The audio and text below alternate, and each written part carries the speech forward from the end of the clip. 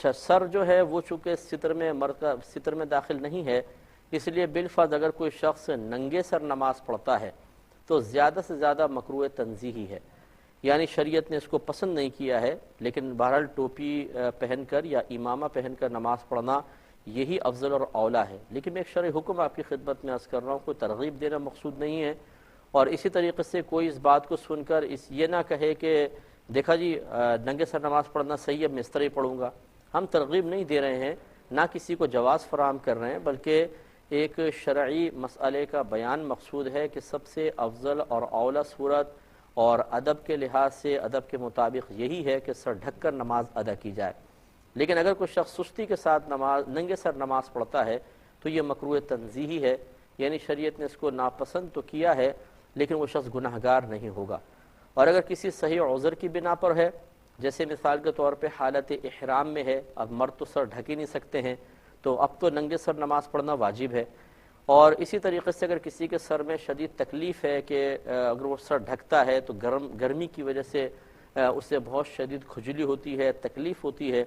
اور یا پھر گرمی کی وجہ سے سر مطلب بہت زیادہ اس کا ہیٹ اپ ہو جاتا ہے اور اس کو پھر اس سے اذیت پہنچتی ہے، اور اگر وہ ننگے سر نماز پڑھتا ہے، ہوا لگتی رہتی ہے تو خشوع و خضوع میں اضافہ ہوتا ہے، توجہ زیادہ نماز کی طرف ہوتی ہے، پھر تو علماء نے مستحب لکھا ہے کہ انسان ننگے سر نماز پڑھ لے۔ تو اس لیے ہر شخص کو اپنی نیت کا حال اور اپنے عذر اور مجبوری کے معاملات سب اپنے پیش نظر رکھنے چاہیے، پھر اس کے بعد وہ یہ فیصلہ کریں۔ بعض ہمارے حضرات جو ہیں وہ ننگے سر نماز پڑھنے کو بہت ہی شدت کے ساتھ لے لیتے ہیں کہ یہ مطلب جیسے مسجد کے اندر ہوتا ہے، کوئی نمازی نماز پڑھ رہا ہے، اب یہ جاتے جاتے ٹوپی اٹھائیں گے اس کے سر پہ رکھ دیں گے۔ یاد رکھیں شدید مکروہ ہے۔ نبی کریم صلی اللہ علیہ وسلم نے نمازی کے آگے سے گزرنے کو اسی لیے منع کیا، جس کی حکمت علماء کرام نے یہ لکھی ہے کہ وہ شخص جب سامنے سے گزرتا ہے تو نمازی اور اللہ تبارک و تعالیٰ کے درمیان گویا کہ ایک راز و نیاز کی بات ہو رہی ہے، اور اب یہ سامنے سے نکلنے والا گویا کہ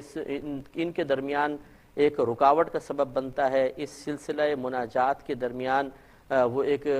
مانع بن جاتا ہے، ایک رکاوٹ بن جاتا ہے، ڈسٹربنس کا سبب بنتا ہے۔ اس وجہ سے نبی کریم صلی اللہ علیہ وسلم نے اس کے بارے میں ارشاد فرمایا کہ اگر نمازی کے آگے سے گزرنے والا جانتا کہ اس گزرنے میں کیا گناہ ہے تو وہ اس ایک قدم اٹھانے سے جو اس نے نمازی کے آگے سے گزرنے کے لیے رکھا، اس مقام پر 40 سال تک کھڑا رہنا زیادہ پسند کرتا۔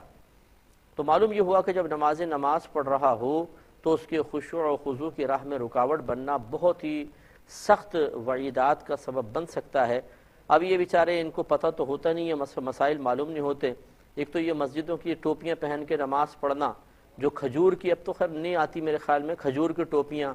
اتنی گندی ٹوپیاں کہ ان کو دیکھیں تو میل کچیل کے تہیں اس پہ جم رہی ہیں، کہیں سے وہ کھجور کی نکلی ہوئی ہیں، سر میں سوراخ ہو رہے ہیں، پہنے تو بال ہی باہر نکل آتے ہیں۔ ان ٹوپیوں کو تو پہن کے نماز پڑھنا ہی مکروہ ہے۔ اسی طریقے سے بعض مسجدوں میں پلاسٹک کی ٹوپیاں رکھی ہوئی ہیں، اب ہر طرح کا آدمی ان کو استعمال کرتا ہے، وہ بار بار ہاتھ لگ کے بعض اوقات تو اتنی کالی ہو چکی ہوتی ہیں کہ اگر آپ اس کو دھوئیں صرف وغیرہ سے تو بہت ساری میل کی تہیں نکل جائیں گی۔ وہ گندی ٹوپیاں پہن کے نماز پڑھنا تو ویسے ہی مکروہ ہے۔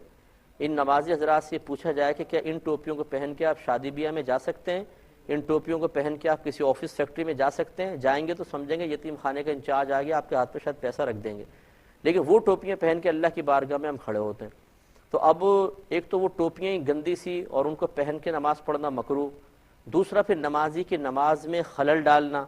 تو یہ گزرتے ہوئے اکثر دیکھا ہے، یہ جو بیچارے ڈیڑھ ہوشیار بنتے ہیں جن کو علم بہت کم ہوتا ہے، لیکن یہ چودھری صاحب ہوتے ہیں مسجدوں کے، یہ اٹھا کے وہ گندی ٹوپیاں سر پہ رکھ دیتے ہیں، نمازی بیچارہ ڈسٹرب ہوتا ہے، بلکہ بڑ بڑ کرتے ہوئے جاتے ہیں کہ دیکھو جن کو تمیز نہیں ہے نماز پڑھنے کے، ننگے سر نماز پڑھ رہے ہیں۔